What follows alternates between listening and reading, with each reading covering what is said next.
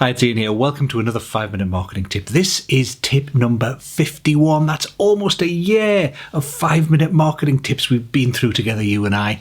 And to celebrate, this and the 52nd 5-minute marketing tip are going to be all about a really important area that I think is often overlooked. And it's about getting your marketing done, because you can have all the great marketing techniques and strategies and online technologies in the world, but if you never manage to get any marketing done or any sales work done, then you're not going to get any results. So in this week's video, I'm going to show you how to plan the perfect marketing week. So I'll see you after the swoosh. Hi, welcome back. So we're going to be talking about planning the perfect marketing week, and planning is vital. You know, Dan really has a lovely video about what he calls the tyranny of the calendar, because when we put things into our calendars, they kind of become sacrosanct. We always try and make the commitments we put in our calendar, and when loads of ad hoc and other things come in, like emails, phone calls, somebody pops into the office, you get an emergency from a client, then you push the other things aside, the things that aren't in your calendar, that are just on a to-do list, but the stuff on your calendar stays there. Now, the problem with that is, most of the time, the only things we put in our calendar are meetings. So meetings which might not be very important end up being sacrosanct.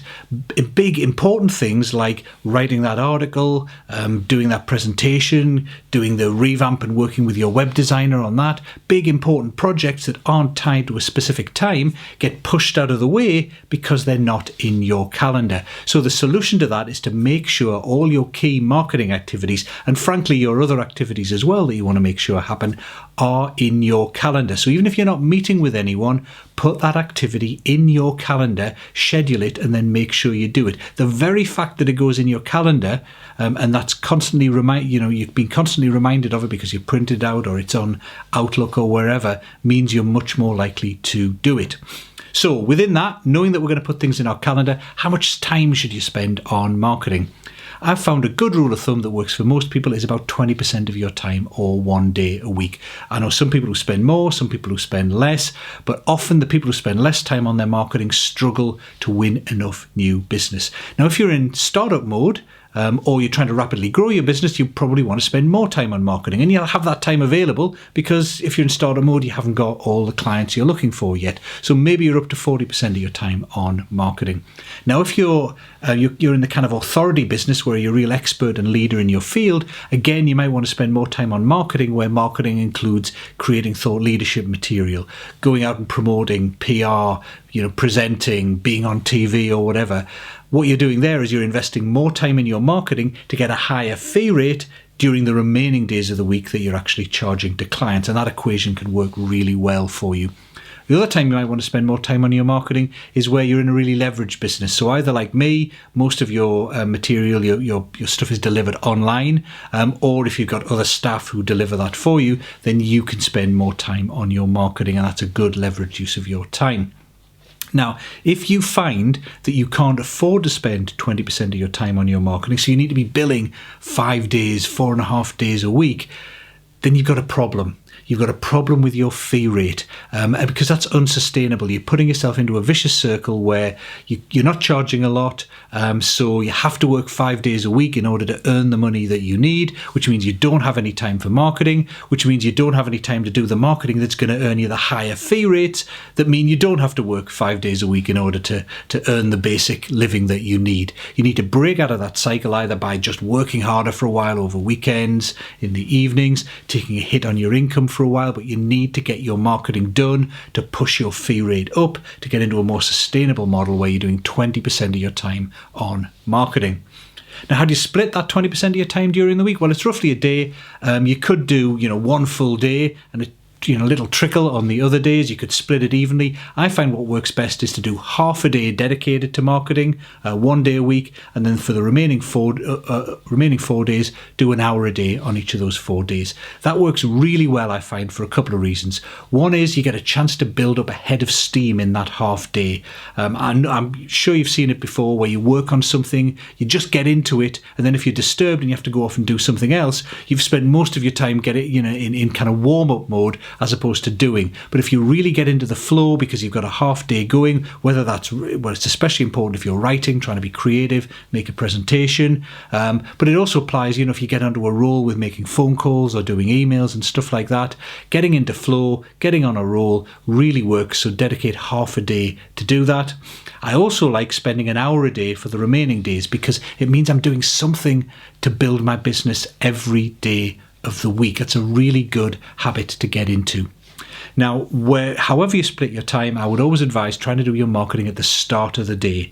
And the reason I say that is the minute you start going through emails and processing, requests from clients, dealing with emergencies, etc., your brain begins to get more and more overloaded and worn out. If you try and do your marketing at the end of the day, your brain will be too tired to do it well.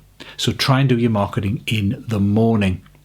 Finally, what do you split in terms of activities? Well, I recommend that you spend about 20 to 30% of your marketing time on marketing to existing clients. Now, of course, in the remaining 3 days, 4 days a week, you'll be working with those existing clients. So you'll already be building relationships and keeping in touch with them because of the work you're doing. But this 20% of the time, and 20% of 8 hours works out at about an hour and a half a week. This time is really is not related to a project, but it's enhancing, so getting more new relationships within a client organization, building and strengthening your relationships with existing clients, maybe finding some great stuff and material you can send them, maybe taking them out for a coffee, asking about their business, their social life, etc. Just building that personal relationship, because that's going to turn into repeat business. It's going to turn into extension business where you go elsewhere in the organization. It's going to turn into referrals to other people outside their organization. So make sure you're spending at least an hour and a half a week on extending your relationships, building and strengthening your relationships with your existing clients, not related to the work you're doing with them. Then I recommend you spend 20-30% of your time, an hour and a half a week, on the same type of activities, nurture activities, but with prospects. So these are people you've met, you've got a fledgling relationship with, but they've not turned into clients yet. Or they were clients once, but they're not now, and you're trying to resurrect that relationship and build it for the future when they do need someone. Same sorts of activities. Build value by sending them useful material, invite them to useful events, introduce them to useful people, build a personal relationship, grab a coffee, ask them questions, find out how they are, etc. Combine those activities. Again, you can do an hour and a half a week is enough time to have a coffee with one new prospect every week and send a couple of emails and make a couple of phone calls to keep in touch with a wider range of people. That leaves you about 40-50% of your time to spend on lead generation. These are very often the big projects that you're going to be working on. And usually you can fit in one big task every week. That might be writing an article, it might be working on a presentation, or it might be delivering a presentation, it might be going to a networking event, it might be running a webinar. But usually in any week, in that kind of half day, usually you can do one big task.